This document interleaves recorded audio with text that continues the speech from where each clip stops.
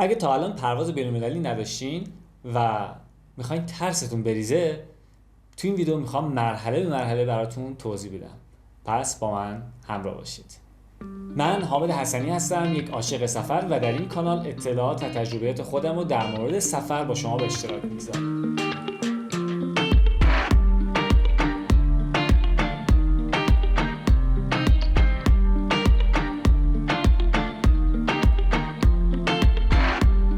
سلام بچه‌ها، خوش اومدین به ویدیوهای جدید. امیدوارم حالتون خوب باشه.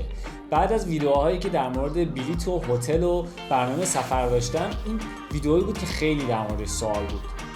تو سفر اخیر کلی تو فرودگاه فیلم گرفتم. البته همه جا نمیشه فیلم گرفت به خاطر مسائل امنیتی، اما با ترکیب از ویدیوهایی که گرفتم و سایر اطلاعاتی که جمع‌آوری کردم، تمام مراحل براتون توضیح خواهم داد و شما میتونید با خیال راحت سفرتون رو انجام بدید. 4 ساعت قبل پرواز امن‌ترین زمان برای رسیدن به فرودگاه است، مخصوصا اگه دفعه اولتون باشه. حداقل دیگه 3 ساعت قبل پرواز باید تو فرودگاه باشید. معمولا تو فرودگاه ایران همون اول که وارد میشی با ایکس ری بارتو اسکن میکنن، بعد میری داخل. اما بیشتر فرودگاه‌های غیر ایرانی اول میری کارت پرواز رو میگیری و بعد بارتو اسکن میکنن. بعد از ورود اول باید بری به سمت کانتری که کارت پرواز شما رو میده و بار شما رو تحویل میگیره. شماره کانتر رو همون ابتدا روی LCD ها زدن که با دونستن اسم اعلان مقصد یا شماره پرواز میتونید شماره کانتر رو پیدا کنید و برید به سمتش. بعد از رسیدن به کانتر احتمالاً با یک صف طولانی روبرو خواهید شد. واسه همین هم هستش که میگم زودتر بریم به فرودگاه تا بتونیم صندلی بهتری هم بگیریم. البته اگه قبلا آنلاین صندلیتون انتخاب نکرده باشید. خیلی از فرودگاه‌های بین‌المللی هم الان دیگه آنلاین چکین و سلف چکین رو که نمیدونم فارسیش دقیقاً چی میشه انجام میدن که اختیاریه، هنوز اجباری نیستش.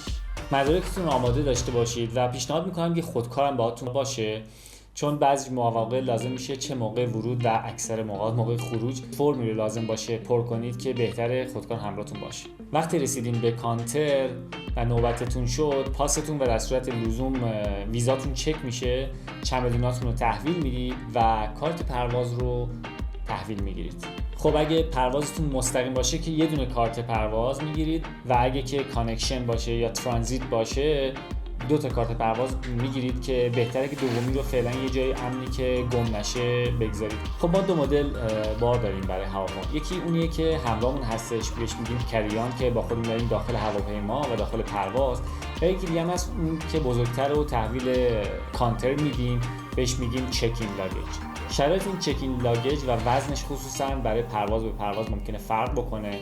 20 23 و حتی 30 کیلوگرم هم داریم و برای برخی پروازهای طولانی مثل آمریکا و کانادا اینا هم هستش که خیلی وقتا 2 تا چمدون اجازه میدن بهمون ببریم، یعنی مثلا میگن 2 تا 23 کیلو.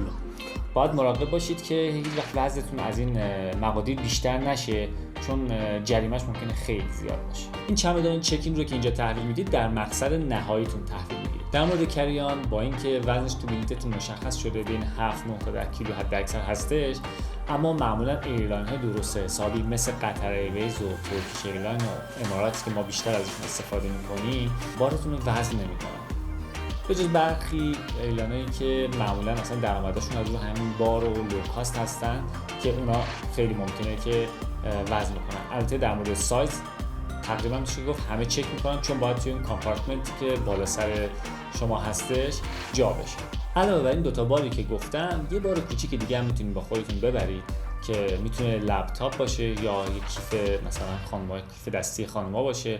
وزنش هم بهتره 2-3 کیلو بیشتر نباشه. خصوصا لپتاپو خوبه که ببرید داخل پرواز. حتی اگه 2 تا کوله داشته باشید میتونید یه کوله بزرگی که به عنوان کریان دارین میبرین و یه کوله کوچیک هم که کوله لپتاپ باشه میتونید با خودتون ببرین داخل. اگر هم یه وقت بهتون گیر دادن میتونید بگین که این کوله لپتاپ وزنش هم کمه، دیگه مشکلی نخواهد. در مورد وسایلی که میخواین ببرید داخل هواپیما هم محدودیت‌هایی وجود داره، باید خیلی مراقب باشید. مثلا ناخنگی رو نمیتونید ببرین داخل، یا اشیایی که فلزی و تیزه مثل چاقو اینا نمیتونید ببرین داخل. در مورد مایعات هم محدودیت‌هایی هست. قانونا مایعاتی بیشتر از 100 میلی لیتر رو با خودتون نبرید داخل. حتی اگه یه ظرف 300 میلی لیتری باشه که توش 100 میلی لیتر فقط مایع باشه بازم اجازه نمیدن. یعنی باید اون حجمش 100 میلی لیتر بیشتر نباشه. یعنی مثلا یه آتکلونی که 100 میلی لیتر هستش رو شما میتونید با خودتون ببرید داخل پرواز. ولی در مجموع من پیشنهاد میکنم که خصوصا خانم‌ها که لوازم بهداشتی بیشتری دارن، اسپری ممکنه همراهشون باشه، اینا رو داخل چمدونتون که میره توی بار قرار بدین و اصلا با خودتون وانا کریان نبرید. بهتر عوارض خروج از کشور رو قبلا به صورت آنلاین پرداخت کنید. عوارض خروج از کشور رو خیلی راحت میتونید تو گوگل سرچ کنید، پیدا میشه، با کد ملیتون میتونید پرداخت بکنید. اگر هم پرداخت نکرده بودید امکان پرداختی فرودگاه هم وجود داره، خب بهتره که از قبل انجام. اما این عوارض یا مالیات خروج از کشور چیه؟ برخی کشورها مثل ایران، مثلا مثل فیلیپین هستن که عوارض از خروج از کشور رو دریافت میکنن از شهروندانشون برای اینکه از کشور خارج بشن. در ایران مبلغ برای سفرهای دوم و سوم هم افزایش پیدا میکنه که در 1 سال انجام شده باشه. البته در مرحله بعد باید از پلیس اداره گذرنامه عبور بکنید. پاسپورتتون، عوارض خروج از کشور و کارت پرواز همراهتون باشه دم دستتون. معمولا موقعی که میخواین از ایران خارج بشید سوال زیادی ازتون پرسیده نمیشه احتمالاً و فقط هویتتون چک میشه و توی پاستون هم مهر میزنن و میرین، مگر اینکه مشکلی برای خروج از کشور داشته باشید که اونجا میفهمید که خدا نکرده مشکلی وجود داره. اگر هم از ایران سفر میکنید و قبلا رسید ارز مسافرتی رو گرفتید، دیگه الان وقتشه که برین از باجه‌ای که توی فرودگاه هستش یا آبربانکایی که وجود داره ارزتون رو دریافت کنید. تمام فرودگاه‌های بین‌المللی از جمله اصفهان و مشهد و امام خمینی و اینها همه این دقیقاً باجه رو دارن. وقتی که از این بخش عبور کردین باید یه بار دیگه لوازمی که می‌خواید ببرین داخل هواپیما رو از ایکس ری رد کنید و خودتون هم چک بشید. این کار در ایران توسط سپاه انجام میشه و در کشورهای دیگه هم که پلیس فرودگاه انجام میده. در این بخش چک میشه که هیچ یک از اقلام ممنوعه رو با خودتون همراه نداشته باشید و حتی ممکنه کمربند و اشیاء فلزی اینا همه رو در بیارید، لپتاپتون رو در بیارید توی سبدها قرار بدید و خودتون هم بدنتون چک میشه که دیگه مشکل خاصی نباشه و بعد از اینکه لوازمتون رو گرفتین میتونید رد بشین. حتی ممکنه ازتون بخوان که کفشاتون رو در بیارین. خیلی جاها اجازه نمیدن که آب رو از اینجا رد کنید، یعنی بطری آب داشته باشین اجازه نمیدن رد کنید. من پیشنهاد میکنم و کاری که همیشه خودم میکنم اینه که بطری خالی، قمقمه آب خالی رو با خودم دارم و از اینجا رد میکنم تا بتونم بعد از این قسمت دوباره از جاهایی که هست بطریمو پر آب کنم و آب داشته باشم همراه. چون بعد از اینجا دیگه شما چک نمیشه، اینجا مثلا 300 سی سی هم آب همراهتون باشه دیگه بعد از اینجا دیگه مشکلی براتون به وجود نمیاد. در این مرحله باید گیت خروجی پروازتون پیدا کنید. جاهای مختلف فرودگاه باز LCD هایی هست در این بخش که با شماره پرواز و مقصدتون میتونید گیتتون رو پیدا بکنید و به سمتش حرکت بکنید. توی ایران فرودگاه کوچیکه، معمولا پیدا کردن گیت خیلی سخت نیست، آسونه. اما توی فرودگاه بین‌المللی خارج ایران این کار ممکنه خیلی سخت و زمانبر باشه. من پیشنهاد میکنم قبل از این که برین توی فروشگاهایی که ما ایرانی بهش میگیم فری شاپ ولی عملاً دیوتی فری یا تکس فری شاپ هستن و یا خوردن غذا اینا، اول برین گیتتون رو پیدا کنین، ساعتشو مطمئن بشین، خیالتون راحت باشه و بعد میتونین اگه دیدین وقت اضافه دارین برین دنبال حالا خوردن غذا یا خرید. در زمان انتظار هم که باید حواستون به اعلام‌هایی که از بلندگوی فرودگاه انجام میشه باشه. بعضی وقتا ممکنه که همه مسافرها رو با هم دیگه نپذیرن و مثلا اعلام کنن از شماره فلان تا فلان فقط اون مسافرها بیان، یا به صورت از 2 جای مختلف این تو 2 تا صف جداگانه دقیقاً پذیرش بشین، چون هواپیما ممکنه بزرگ باشه. و نهایتاً اینکه دیگه وقتی که اعلام کردن میرید و کارت پرواز فقط همراهتون باید باشه، میرید نوبتتون که شد کارت پرواز میگیره، یه بخشش رو که میکنه و یه بخش هم که دستتون کوچیکه دستتون میمونه و به سلامتی میرین سوار هواپیما میشید. قبل از اینکه به پرواز دوم برسم ممنون میشم اگه ویدیو رو دوست داشتین حتما لایک بکنید و برای دیدن ویدیوهای بعدی من حتما روی دکمه سابسکرایب که این پایین هست کلیک بکنید. اگر هم نظری دارید خیلی ممنون میشم که با نوشتن کامنت از من حمایت کنید. از اونجایی که از ایران پروازهای بین‌المللی مستقیم زیادی وجود نداره، به احتمال زیاد پرواز شما پرواز ترانزیت یا کانکشن هست. حالا پرواز ترانزیت یا کانکشن چی هست؟ عموما ایرلاین ها برای رسوندن شما از مبدأ به مقصد از 2 یا حتی بعضی وقتها 3 پرواز مختلف استفاده میکنن. در این مسیر معمولا در فرودگاهی که مال خود ایرلاین هستش یا مربوط به کشور ایرلاین هستش توقف میکنن و مدت زمان این توقف رو هم ما بهش میگیم لی‌اوور. این که این مدت زمان لی‌اوور چقدر هستش رو موقع خرید بلیط شما مشخص میکنید. باید مراقب باشین که این مدت زمان خیلی کم نباشه.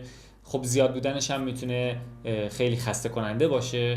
خب بعضی از ایرلاین ها هم هستن که برای لی‌اوورهای طولانی مدت تسهیلاتی فراهم کردن. ممکنه شما رو ببرن هتل، ممکنه اجازه بدن که از تورهای رایگان داخل شهری استفاده بکنید. مثلا ترکیش ایرلاین هر دو تا گزینه رو شما میتونید انتخاب بکنی که هتل استفاده بکنی یا اینکه یه تور رایگان درون شهری بریم. من هر جفتش رو استفاده کردم، خیلی خوبه. این رو قبلا گفتم که شما دیگه چمدون هاتون رو تحویل نمیگیرید و فقط در مقصد نهایی چمدون ها رو تحویل خواهید گرفت.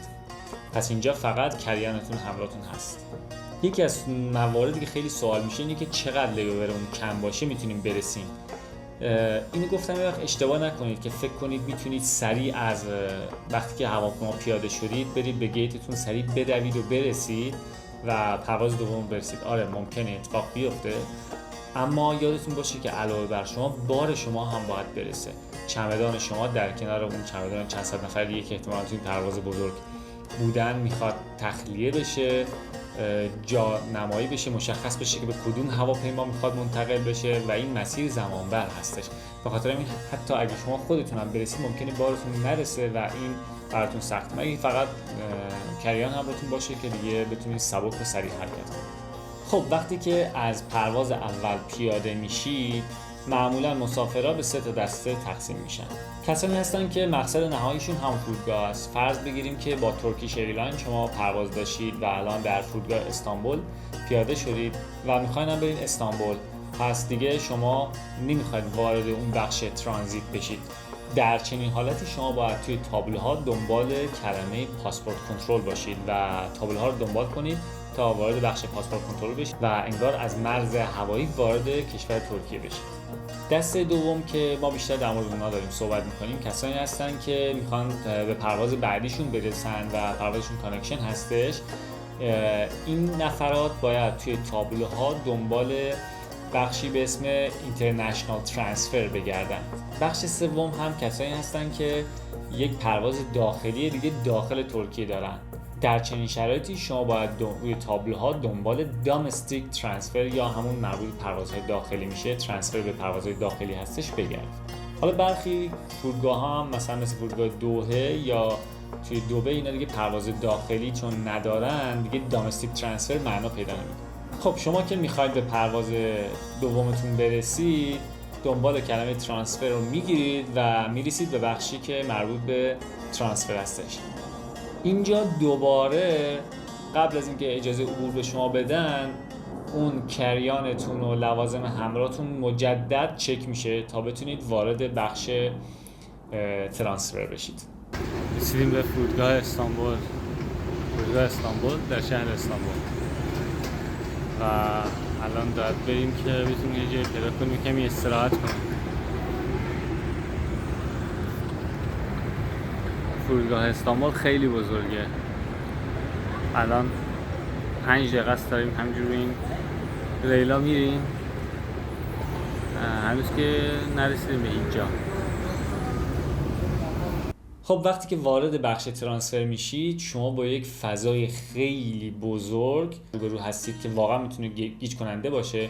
مهمترین کار اینه که از روی LCD ها مجدد پرواز دومتون رو پیدا بکنید، شماره گیتش رو پیدا بکنید و با کمک علائم و احتمالاً نقشه به سمت گیت پرواز دومتون حرکت کنید. همونطور که دفعه قبلی هم گفتم فواصل زیاده، دنبال بیوتی فری شاپ و اینا نباشید. اول برین خیالتون از پروازتون و محلش مطمئن بشه، مگر اینکه دیگه خیلی لی‌اوور طولانی چندین ساعته دارید که مطمئن هستید که به این زودی ها پرواز نخواهید داشت. از بزرگی این و طولانی بودن این مسیر اینطوری بگم که مثلا توی دوحه یه چیزی شبیه مونوریل دارن که با اون میتونید مسیر طولانی رو برید، ولی توی استانبول دیگه باید همش پیاده برید. این مسیر میتونه 2 کیلومتر باشه، از جایی که پیاده میشید تا جایی که میخواد دوباره پرواز بعدی سفر کنید. دفعه در طولانی ترین حالتش رو گفتم. برای نمونه بیاین روی پلان فرودگاه استانبول یه نگاهی با هم دیگه داشته باشین. عموماً هواپیماها توی این مناطقی که اینجا هست توی یالای مختلف توقف دارن که یکی از این یالا که مطمئن نیستم که این جی بود یا ای، یک کدومشون فکر می‌کنم مربوط به پروازهای دامستیک یا داخلی هستن و بقیه این بخش‌ها همشون برای پروازهای بین‌المللی استفاده میشن. یعنی هواپیما همونجوری که اینجا می‌بینید میاد اینجا مثلا توقف میکنه و وصل میشه به این داخل. شما وقتی که از پرواز پیاده میشید خب وارد یه بخش میشید. مثلا بیاین فرض کنیم پرواز شما اینجا در گیت F13 میاد شما رو در حقیقت پیاده میکنه. وقتی که وارد میشید همینجوری که اینجا میبینید هر کدوم از این گیت ها میاد و از پله برقی میین بالا، یه راهروی اینجا دقیقا توی مسیر قرار میگیرید. توی مسیر که قرار گرفتید باید این مسیر رو بیاید تا برسید سمت بخش مرکزی فرودگاه. برای نمونه برای اینکه بدونید فاصله این یال الان 500 متره. این فاصله روی نقشه 500 متر همونجوری که میبینید. و خب بعد از اینجا که وارد شدید میرسید به این قسمت مرکزی. شما از اینجا وارد میشید، بیا اینجا رو نگاه بکنیم ببینید اینجا فرض کنید اینجا وارد شدید و اینجا بخشای مختلف داریم. چندین تا ورودی مختلف اینجا هست که الان اینجا رو ببینید این نوشته پاسپورت کنترل برای دامستیک ترانسفر، کسی که میخوان پرواز دامستیک داشته باشن از این دوتا میرن. و بعد پاسپورت کنترل خالی هستش، کسایی که میخوان دیگه وارد ترکیه بشن.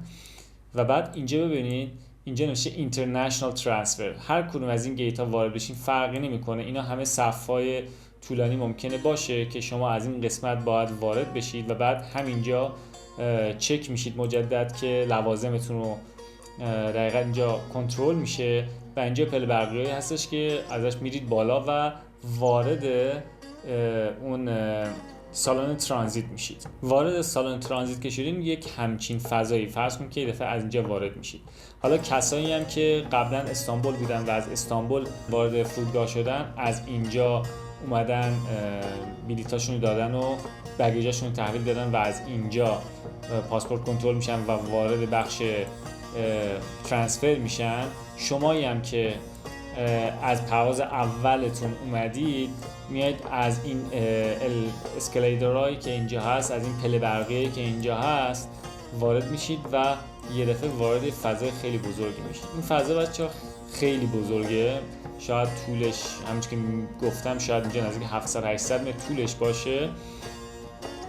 در یک طبقه هم نیست، بخشای لانج داره، طبقه بالاتر داره، ولی عموما همونطور که میبینید دیوتی فری شاپ های بزرگ و متعدد هست و فروشگاه های خیلی مارک های مختلف هست، بین تا LC واکیکی اینجا مثلا فروشگاه داره یا که دیگه موضوع بحث ما نیست. میتونید از این فضا استفاده کنید، ولی بهتره که اگه وقتتون محدوده برید به سمت گیت خروجیتون. یعنی اینجا که وارد شدید روی LCD های بزرگی نگاه میکنید که پروازتون از کدوم گیت هست و به سمت گیتتون میرید. بیاین فرض بگیریم که شما باید میفهمید که گیت مثلا حالا B هستید مجدد B9 مثلا و بعد از اینجا میرید به سمت گیتی که مورد نظر هست و باز مجدد همینطور که میبینید توی این مسیر که دیگه این طبقه پایینه، اون راه دو طرف نیست، اینجا میریم به سمت اون گیتی که مد نظرتون هست و اینجا منتظر میمونید تا نوبتتون بشه. حالا این نمونه بوده. فرودگاه دیگه هم همینطوری هستش که خیلی بزرگه و خلاصه باید با دقت عمل بکنید، ولی خب جای نگرانی نیست. اگه دفعه اولتون هست حتما پیشنهاد میکنم یه لیور چند ساعته داشته باشی، چون خود فرودگاه هم فال و هم تماشا خیلی بهتون خوش ممکنه بگذره. این غذاش خیلی گرونه که حالا بهتون نشون میدم. صبح بخیر از فرودگاه استانبول در استانبول. در مقایسه با فرودگاه آتاتورک که خب قبلا رفته بودم قبلا برای ترانسفر از فرودگاه آتاتورک استفاده میشد. اینجا خیلی تمیزتره، مثل فرودگاه دوحه که تمیز اینجا هم دوحه همجور تمیز و بزرگه، طراحیش هم خیلی خوشگله. امروز روز اول سفره و خب ما صبح خیلی زود رسیدیم استانبول و تقریبا 5-6 ساعت اینجا منتظر باید باشیم تا پرواز دوممون رو به سمت پورتو داشته باشیم. تو این فاصله حقیقتشون دیگه دیشب اصلا نخوابیدیم، یه استراحتی رو همین صندلی‌ها کردیم. صندلی بود از این صندلی تختی، اون پایین هم هست مثل این صندلی و حتی اون جلوتر هم اون تو هم یه فضی هستش که از این صندلی هست، ولی این موقع پر بود. توی محدوده فرودگاه میتونید از وای فای فرودگاه هم استفاده بکنید. شرایطشون در فرودگاه مختلف فرق میکنه، ولی معمولا یک کانترایی هستش که توسط اون کانترها میتونید وای فای رایگان رو داشته باشید. بچه ما تو فرودگاه استانبول از وای فای استفاده کنید. 1 ساعت وای فای داره، خیلی ساده است. همه جای این دقیقه هستش. فقط کافیه که پاسپورتمون رو اینجا بکشیم. حالا از من میپرسه که وای فای میخوای 1 ساعته میخوای یا پکیج میخوای بخری، که من 1 ساعته رو انتخاب میکنم و ازش میخوام که اینو برام پرینت کنه. That's it. این فقط همین شد. انگار رمز پسورد وای فای هم.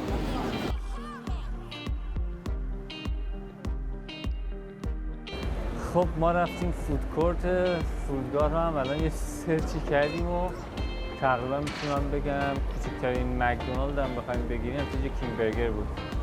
زیر 400-500 تومن تقریبا در نمیاد دیگه به بالا. غذاهاشون گرون بود دیگه. حالا بریم یه دور دیگه بزنیم.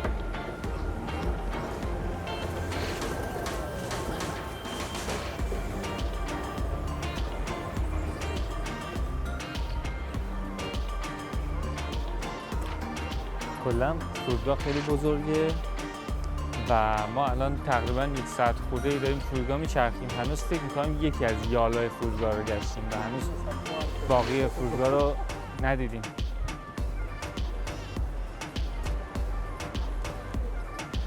بیا مثلا ببین الان آبدار رو نگاه کنید. قیمت ها رو اینجا هر کدوم اینا زد 1800 میشه دیگه. یه دونه مثلا لیموناد، یه دونه مثلا آب پرتقال 170 لیر میشه که میشه تقریبا نمیدونم 170 زد به 1800 تومن دیگه. خیلی بازم گرون دیگه، نزدیک 400 تومن فکر کنم بیشتر میشه.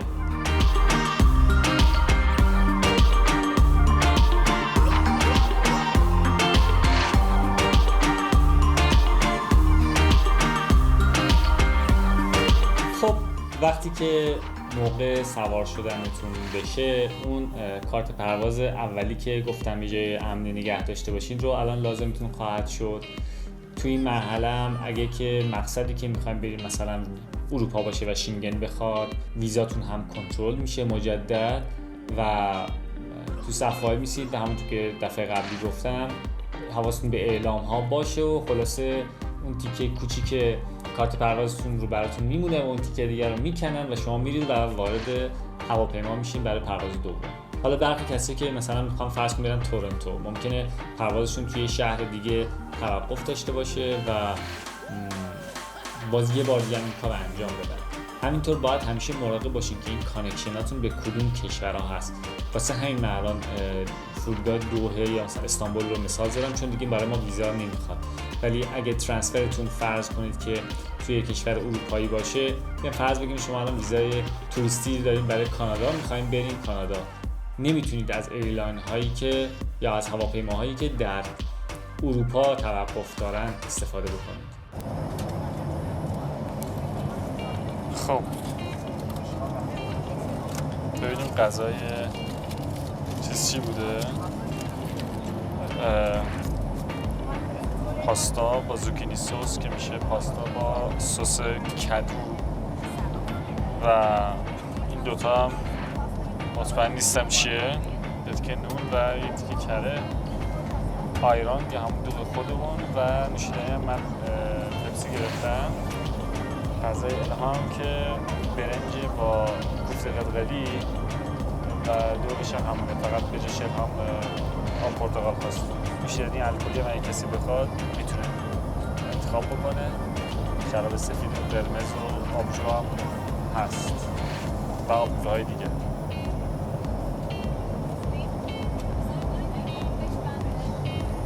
خب پس فعلا غذا رو بخوریم تا ببینیم چی میشه. الان یه چیز جالب دیگه هست که ما اینترنت داریم، دوم داریم فیلم نگاه میکنیم و فکر میکنم که 3 ساعت دیگه هم میرسیم به پورتو.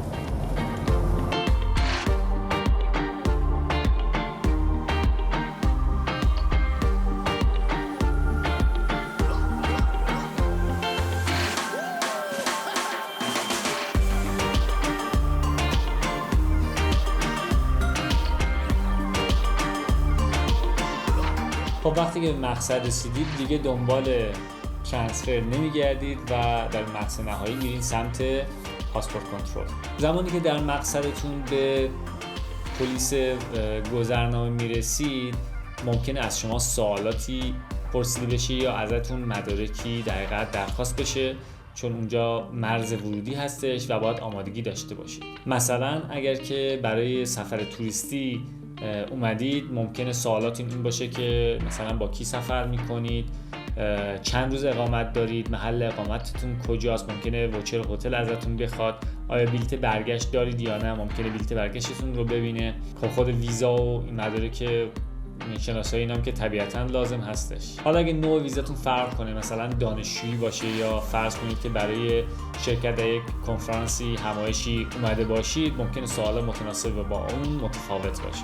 خب با امید اینکه مشکلی نداشته باشید، آقای پلیس گذرنامه هم مهر ورود به کشور رو در پاسپورت شما میزنه و شما دیگه عملاً وارد مقصدتون میشید. توی این مرحله روی تابلوها دنبال کلمه بگیج کلیم باشید که همون جایی هستش که شما قراره که بارای بزرگتون رو تحویل بگیرید. توی فرودگاه‌های بزرگ ممکنه چندین پرواز با فواصل کم بشینه، به خاطر همون بخش بگیج کلیم هم لاین‌های متعدد داره و حتی اگه ناراحت نشین بگم یه LCD هایی میذارن که مشخص کنه که بار کدوم پرواز به کدوم لاین بگیج کلیم میرسه. از روی LCD ها باید نگاه کنید ببینید که بارتون در کدوم نوار نقاله خواهد اومد و بعد برید به سمت اون نوار. بعد از گرفتن چمدون هم که دیگه دنبال کلمه اکسیت بگردید و از فرودگاه خارج کنید. اگه به هر دلیلی بارتون نرسیده، این دیدیم که همه چمدون‌ها اومد، یک یا هیچ کدوم از چمدون‌های شما نرسیده، بدونید که یه بخشی در فرودگاه هست که مخصوص این موضوع هستش و بعد شما باید برید حتما گزارش بگیرید، حتما باید اونجا ریپورت پر بکنید، چون ایرلاین ها موظف هستن بار شما رو باز دوباره به شما برسونن. ممکنه اونجا به شما یه بسته‌های حمایتی بدن. ایرلاین مختلف پالیسی مختلف دارن.